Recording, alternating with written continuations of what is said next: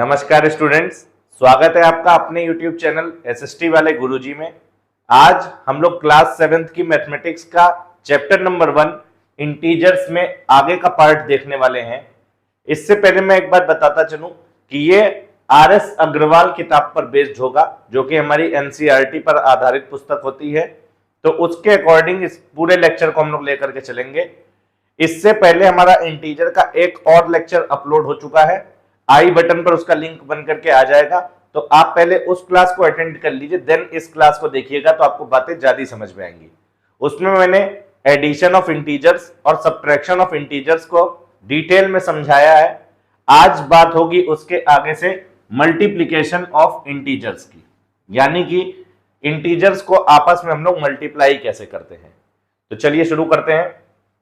सबसे पहले देखिए, यहां पर कुछ 3 नियम लिखे हुए हैं। अब नियम कह लीजिए, चाहे इनको आप बार बार प्रैक्टिस करेंगे तो ये बातें कॉमन सेंस में उतर जाएंगी। देखिए क्या कहता है। सबसे पहले हमको बता रहा है कि plus multiply by plus will give us result of plus.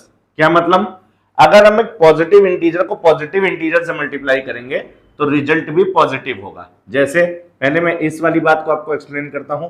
इसका एग्जाम्पल हम लोग ले तो हमारे पास देखिए क्या हो जाएगा। जैसे मैं कहूं कि 2 × 6, इसका रिजल्ट आप कहेंगे सर 12 हो जाएगा। तो यहां पर देखिए 2 भी एक पॉजिटिव इंटीजर है और 6 भी एक पॉजिटिव इंटीजर है, तो दोनों का रिजल्ट कैसा आया है हमारे पास, एक पॉजिटिव इंटीजर 12। ठीक इसी तरीके से मैं कहूं आपसे 8 × 11, तो इसका रिजल्ट आ जाएगा 88। तो ये भी क्या हुआ, 8 स्वयं एक पॉजिटिव इंटीजर है, 11 स्वयं एक पॉजिटिव इंटीजर है, तो रिजल्ट 88 आया, वो भी एक पॉजिटिव इंटीजर है। ये वाली जनरल मल्टीप्लाई आप करना जानते भी है, तो आई होप ये बात क्लियर होगी कि अगर पॉजिटिव इंटीजर को पॉजिटिव इंटीजर से मल्टीप्लाई होगा तो रिजल्ट एक पॉजिटिव इंटीजर आएगा। नेक्स्ट देखते हैं हम लोग यहां पर नेगेटिव इंटीजर को नेगेटिव इंटीजर से मल्टीप्लाई करने पर रिजल्ट क्या आता है, पॉजिटिव इंटीजर का। यानी कि कोई माइनस का नंबर है, उसको माइनस के नंबर से मल्टीप्लाई करें तो हमें रिजल्ट में माइनस नहीं दिखेगा, प्लस दिखेगा। कैसे, इसका भी एग्जाम्पल लेकर के चलते हैं।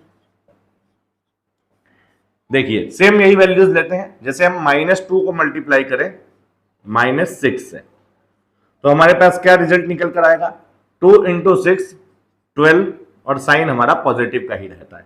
यानी कि negative integer -2, negative integer -6, result क्या आ गया, पॉजिटिव का इंटीजर 12। फिर दूसरा देखते हैं, जैसे हम -8 को मल्टीप्लाई करें -11 से, तो रिजल्ट आ जाएगा 88। क्या मतलब हुआ, माइनस का नंबर माइनस के नंबर से मल्टीप्लाई होकर रिजल्ट हमको क्या दे देता है, पॉजिटिव का नंबर। ठीक, अब देखते हैं तीसरा केस हमारा। इसके कुछ एग्जांपल्स देख लेते हैं।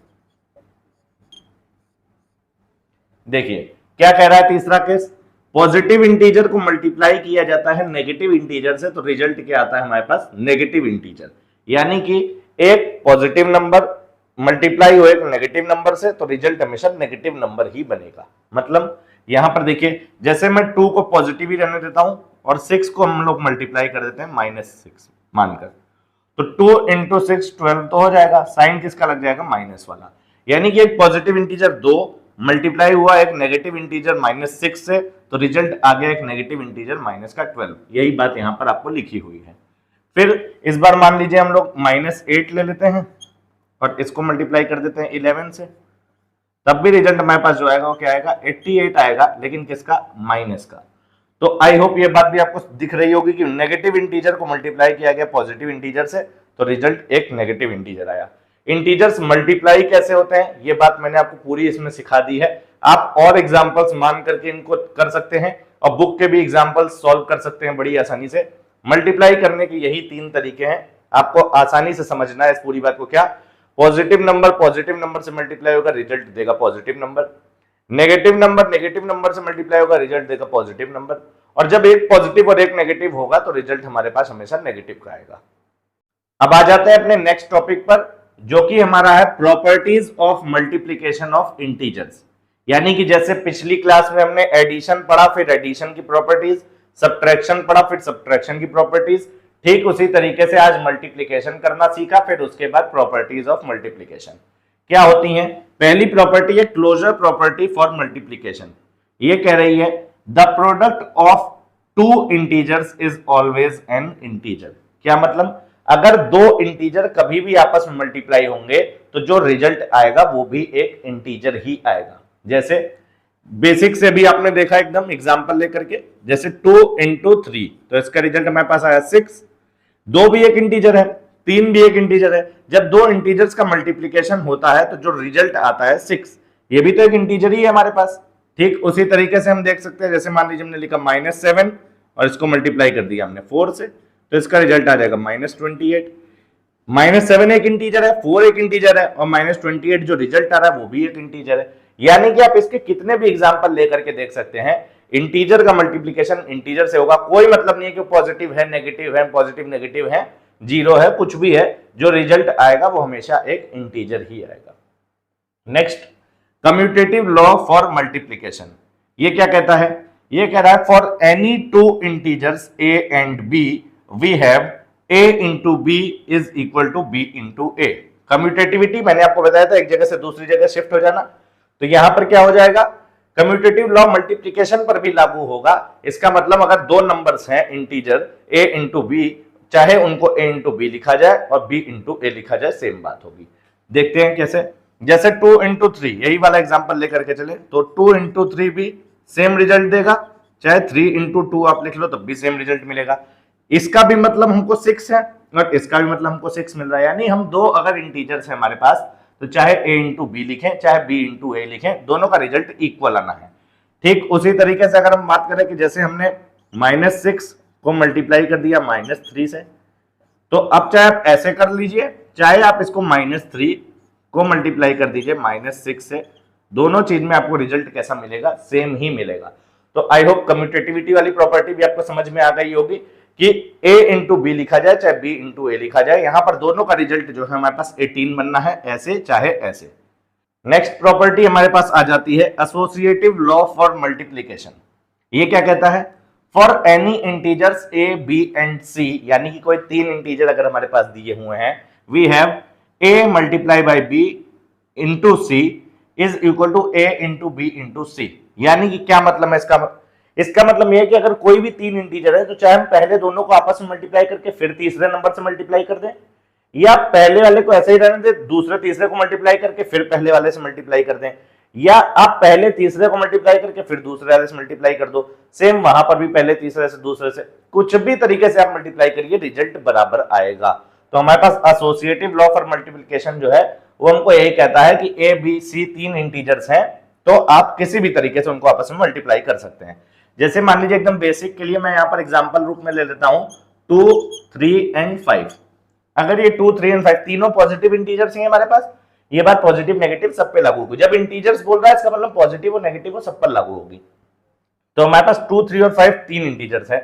हम अगर कहें कि 2 इंटू 3 पहले कर लेते हैं, देन इसको 5 से मल्टीप्लाई करेंगे, या 2 को ऐसे ही रहने देते हैं, 3 इंटू 5 को हम पहले कर लेते हैं, फिर जो है 2 से मल्टीप्लाई कर देंगे। तो ये देखिए 2 इंटू 3 6, 6 इंटू 5 हमारे पास क्या आ जाएगा 30। तो ये इस बात को हमने 30 रिजल्ट आ गया। अब इधर देखते हैं 2 एज इट इज, 3 इंटू 5 15 हो गया। आप जानते हो 15 इंटू 2 ये भी 30 आएगा। देखिए बात लागू हो गई, left hand side right hand side result एकदम सेम मिल रहा है। यानी कि अगर तीन इंटीजर्स हैं तो वहां एसोसिएटिविटी का लॉ लगता है, आप उनको किसी भी तरीके से मल्टीप्लाई कर सकते हैं। पहले दोनों को साथ में मल्टीप्लाई कर लीजिए फिर तीसरे से, या दूसरे तीसरे को साथ में मल्टीप्लाई कर दीजिए फिर पहले से मल्टीप्लाई कर दीजिए, किसी भी तरीके से इनका मल्टीप्लिकेशन किया जा सकता है। अब आ जाते हैं हम लोग नेक्स्ट प्रॉपर्टी पर। फोर्थ प्रॉपर्टी हमारी कह रही है distributive law of multiplication over addition. यानी कि for any integers a b c we have, अगर हमारे पास कोई भी तीन इंटीजर्स हमको मिल जाए a b c, तो हम उसको क्या कर सकते हैं, a into B plus C को हम लिख सकते हैं a into B plus a into C. बहुत ही इंपॉर्टेंट प्रॉपर्टी है, मल्टीप्लिकेशन और एडिशन के टाइम पर इसका रोल बहुत हो जाता है। इसको हम लोग इस्तेमाल कर अपनी कैलकुलेशन भी बूस्ट कर सकते हैं। देखिए डिस्ट्रीब्यूटिव लॉ आपको सिर्फ और सिर्फ इतना सा कह रहा है, जैसे अगर मैं तीन इंटीजर्स ले लूं, जैसा कि इन्होंने कहा है a b और c, फिर से मैं 2, 3 एंड 5 से ही आपको ये बात समझाता हूं, ये पॉजिटिव नेगेटिव सब पर लागू होगी।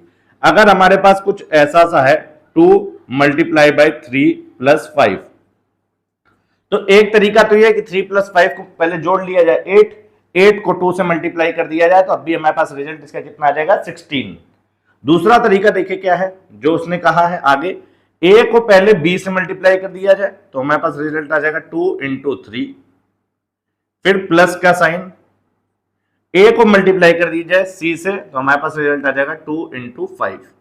अब इसका भी रिजल्ट आप देखिए 16 निकल कर आ रहा था और इधर वाली बात भी 2 × 3 6 प्लस 2 × 5 10, तो 10 + 6 16 ही रिजल्ट इधर भी निकल कर आ रहा है। ठीक, आप बहुत सारे एग्जांपल्स के थ्रू इस बात को समझ सकते हैं। बुक में काफी क्वेश्चंस और एग्जांपल हैं, आप उनको अटेम्प्ट करिएगा, ये बातें और क्लियर हो जाएंगी।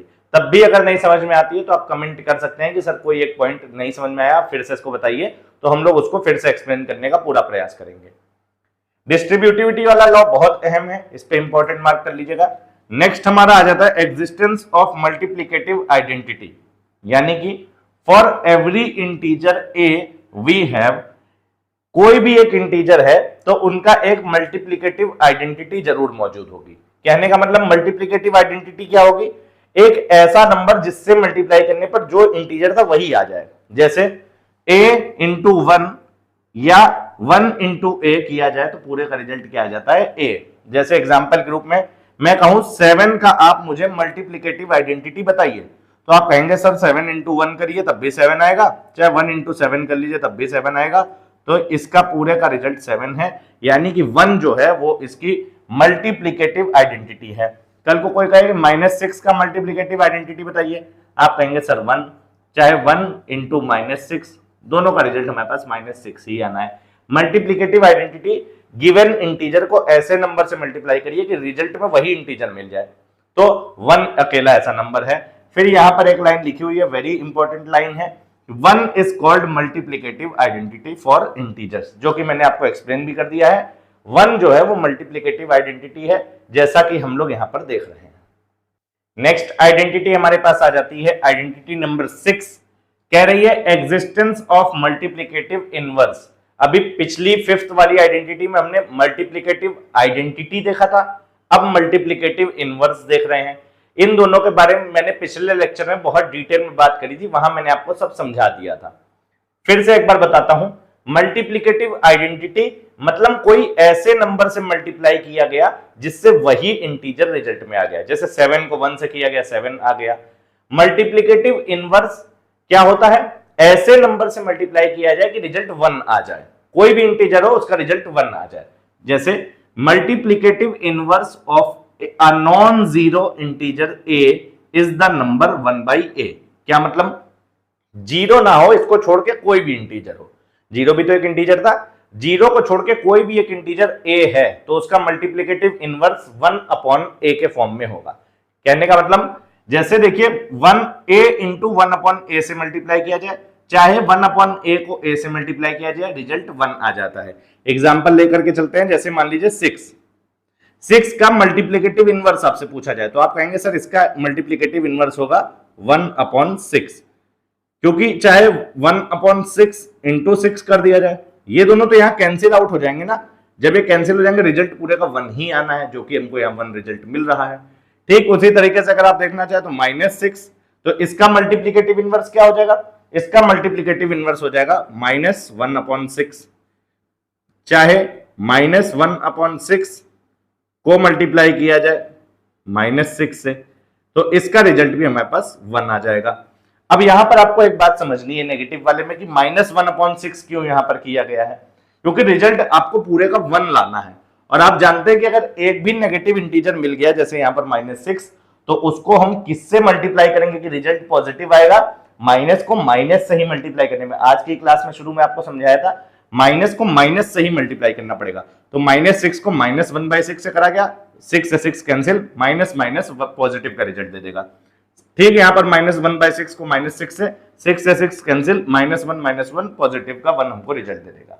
आई होप ये वाली बात समझ में आ गई होगी आपको कि मल्टीप्लिकेटिव आइडेंटिटी और मल्टीप्लिकेटिव इनवर्स में क्या अंतर है। मल्टीप्लिकेटिव आइडेंटिटी किसी भी नंबर की क्या थी 1, और मल्टीप्लिकेटिव इनवर्स किसी भी नंबर का क्या है 1/a के फॉर्मेट में यहां पर हमको मिल रहा है। ठीक, नेक्स्ट प्रॉपर्टी हमारी आ जाती है प्रॉपर्टी ऑफ जीरो, बहुत बेसिक है, आसानी से आपको पता भी होगी। For every integer a we have a into zero is equal to zero into a equal to zero. यानी कि जीरो एक बहुत इंपॉर्टेंट इंटीजर है, इसको हम कहते हैं प्रॉपर्टी ऑफ जीरो। किसी भी नंबर को, कोई भी इंटीजर हो, पॉजिटिव हो नेगेटिव हो, कितना भी बड़ा हो कितना भी छोटा हो, उसको जैसे ही जीरो से मल्टीप्लाई करा जाएगा पूरा रिजल्ट वो हमको क्या दे देगा, जीरो। ठीक, जैसे यहां पर लेकर के चलते हैं, हम कहें कि 13 को हमने अगर जीरो से मल्टीप्लाई कर दिया, चाहे जीरो को हमने 13 से मल्टीप्लाई कर दिया, पूरे का रिजल्ट जीरो ही तो मिल जाएगा। ठीक, आप उसी तरीके से कह सकते हैं कि सर -7 को अगर हमने जीरो से कर दिया या जीरो को हमने -7 से मल्टीप्लाई कर दिया तब भी तुमको रिजल्ट जीरो ही मिलेगा। यानी कि सिर्फ और सिर्फ इतनी सी बात है कि कोई भी संख्या, कोई भी इंटीजर अगर जीरो से हमारा मल्टीप्लाई होता है तो पूरे का रिजल्ट जीरो दे देता है। यही प्रॉपर्टी ऑफ जीरो कहती है।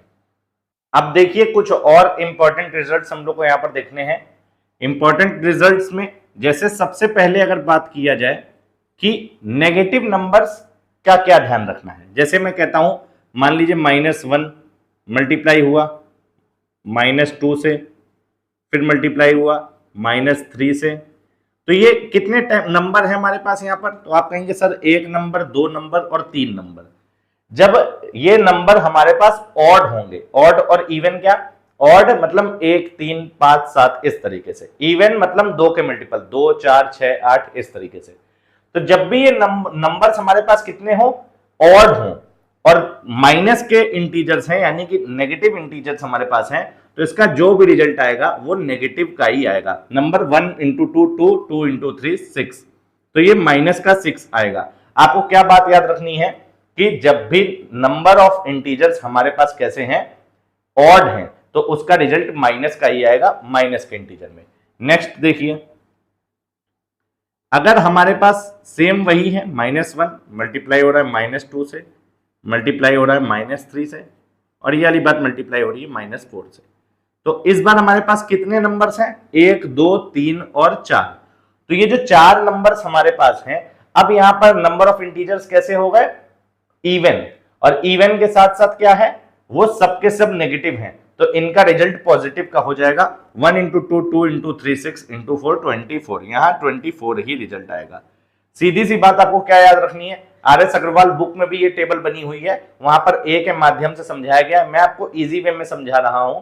कहने का मतलब अगर नेगेटिव इंटीजर्स हैं और वो ऑड नंबर टाइम्स हमारे पास हैं और यहां पर इवन नंबर ऑफ टाइम्स है, समझिए जैसे कोई भी हो सकते हैं, ये जरूरी नहीं कि 1 2 3 ही होंगे, कल को कुछ भी मिल जाए, -6 को मल्टीप्लाई किया -8 से, फिर -2 से, इस तरीके से। कहने का मतलब आपको संख्याएं गिननी है कितनी है, अगर वो ऑड होंगी तो उनका रिजल्ट नेगेटिव में ही आएगा, और अगर वो इवन होंगी तो उनका रिजल्ट पॉजिटिव हो जाएगा।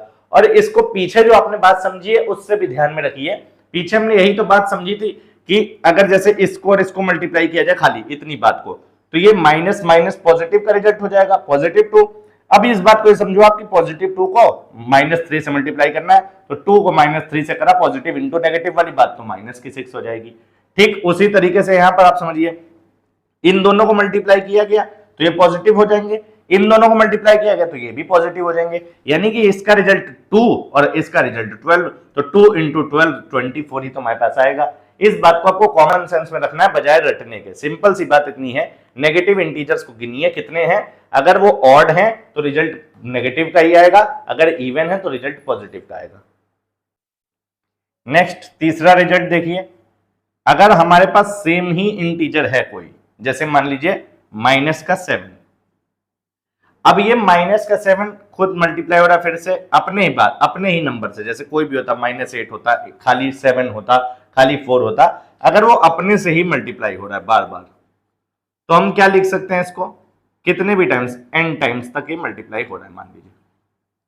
अब आपको देखना होगा कि ये कितने टाइम्स हो रहा है, क्योंकि जैसे हम लोग a × a को a का स्क्वायर लिख लेते हैं, 2 × 2 को 2 का स्क्वायर लिख लेते हैं, 3 × 3 को 3 का स्क्वायर लिख लेते हैं, उसी तरीके से आप ये जितने भी टाइम्स मल्टीप्लाई हो रहा होगा, यहां पर आप वही बात लिख करके इसकी पावर n कर देंगे। कब? जब यहां पर ये ऑड टाइम्स है, ऑड बार हो। कहने का मतलब -7 जैसे 3 बार, 5 बार मल्टीप्लाई हो रहा, 7 बार मल्टीप्लाई हो रहा, 9 बार मल्टीप्लाई हो रहा हो, तो आप माइनस ही रखेंगे और n टाइम्स उसकी पावर लगा देंगे ऑड के केस में। इवन के केस में क्या हो जाएगा, सेम -7 हमारा मल्टीप्लाई हो रहा है, फिर -7 से, फिर -7 से, और ये फिर -7 से, 4 बार हो चुका है। आप इसको n टाइम्स के लिए देख लीजिए, लेकिन n की वैल्यू कैसी है यहाँ पर, अब इवन है, तो आप सिर्फ और सिर्फ 7 की पावर n कर देंगे इवन के केस में। इवन के केस में आपको ये बात याद रखनी है कि यहाँ पर अब देखिए -7 पॉजिटिव हो जाएगा, ये वाला -7 पॉजिटिव हो जाएगा, तो इसको आप कह सकते हो कि जब ये इवन टाइम्स होगा 2 बार, 4 बार, 6 बार, 8 बार, 10 बार, इस तरीके से, तो आप सिंपली लिख सकते हैं कि 7 की पावर n, वहां माइनस लगाने की कोई नीड नहीं है। और फिर से वही बात कॉमन सेंस में डालना है कि अरे माइनस माइनस मल्टीप्लाई होकर पॉजिटिव ही आ ले, 2, फिर 2 के पेयर जितने ही बन रहे होंगे, अगर वो इवन का केस हमारे पास है तो डायरेक्टली हम उसकी पावर हटा, मतलब नेगेटिव हटा सकते हैं। और एक और इंपॉर्टेंट रिजल्ट की बात करते हैं 1 पर जो लागू होती है।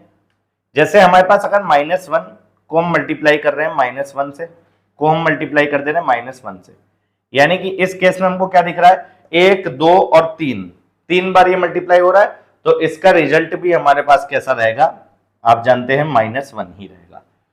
सेम चीज अगर ये इवन टाइम्स मल्टीप्लाई हो रहा होता, जैसे -1 इंटू -1 इंटू -1, फिर से मल्टीप्लाई कर दिया जाए -1 से, इस बार देखिए 4 बार मल्टीप्लाई हो रहा है। अब आप समझ गए होंगे कि सर इस पूरे का रिजल्ट सिर्फ और सिर्फ 1 आएगा, ना कि -1। सिंपल सी बात आपको इतनी याद रखनी है कि -1 अगर ये ऑड टाइम्स है तो रिजल्ट -1, और -1 कितनी बार मल्टीप्लाई हो रहा है, अगर even number of times multiply हो रहा है तो इसका रिजल्ट पॉजिटिव का 1। फिर से वही बात, ये वाला -1 इस वाले -1 से मल्टीप्लाई होकर 1 रिजल्ट दे देगा, ठीक, आगे भी जितने पेयर 2 के बनते जाएंगे सब 1 रिजल्ट देंगे, तो जब आप फाइनली मल्टीप्लाई करेंगे तो पॉजिटिव का 1 आ जाएगा। ये पूरी बात आपको दिमाग पर जोर दे सकती है, लेकिन आप इसके एग्जाम्पल्स मान करके सॉल्व करिएगा। आप कुछ भी वैल्यू ले लीजिए, 2 ले लीजिए, 3 ले लीजिए, 5 ले लीजिए, माइनस की वैल्यूज ले लीजिए, तो ये बहुत सरल सी बात है। सिंपल से आपको इतना रिजल्ट याद रखना है कि नेगेटिव के इंटीजर्स पर थोड़ी सी समस्या होगी, वहां पर अगर ऑड टाइम्स हैं तो रिजल्ट नेगेटिव ही आएगा, चाहे सेम नंबर हो, चाहे बदल बदल के नंबर हो, सब नेगेटिव होने चाहिए। और अगर वो इवन टाइम्स है तो उसका रिजल्ट पॉजिटिव ही आएगा, सेम पावर के केस में भी ऐसे ही चलेगा। चलिए आज की क्लास यहीं तक रखते हैं। आज की क्लास में आपने मल्टीप्लिकेशन ऑफ इंटीजर्स को पूरा कंप्लीटली सीख लिया है, उनकी प्रॉपर्टीज को समझ लिया है। पिछली क्लास में हमने एडिशन और सब्ट्रैक्शन इंटीजर्स का कैसे होता है ये जाना। आज की क्लास में हमने इंटीजर्स का मल्टीप्लिकेशन कैसे होता है ये जाना। एक अगली क्लास में हम लोग डिवीजन ऑफ इंटीजर्स के बारे में जानेंगे, देन ये चैप्टर आपका पूरा कंप्लीट हो जाएगा RS अग्रवाल बुक के हिसाब से। इस क्लास को अटेम्प्ट करने के बाद आप एक्सरसाइज 1B तक पूरी अटेम्प्ट कर सकते हैं, इंक्लूडिंग एग्जांपल्स। 1A वाली एक्सरसाइज पिछली एडिशन और सब्ट्रैक्शन पर बेस्ड है, 1B वाली जो है वो आज की क्लास मल्टीप्लिकेशन पर बेस्ड है। 1B तक आपको एग्जांपल्स के साथ कंप्लीट कर लेना है। ये वीडियो आपको कैसा लगता है नीचे कमेंट करके जरूर बताइएगा। इस वीडियो को लाइक करिए, अपने दोस्तों के साथ ज्यादा से ज्यादा शेयर करिए। नीचे डिस्क्रिप्शन में हम लोग के टेलीग्राम चैनल का लिंक है, वहां से आप लोग हम लोग के साथ टेलीग्राम पर भी कनेक्ट हो सकते हैं। हमारे चैनल को सब्सक्राइब करिए। इस वीडियो को देखने के लिए बहुत बहुत धन्यवाद। Thank you very much.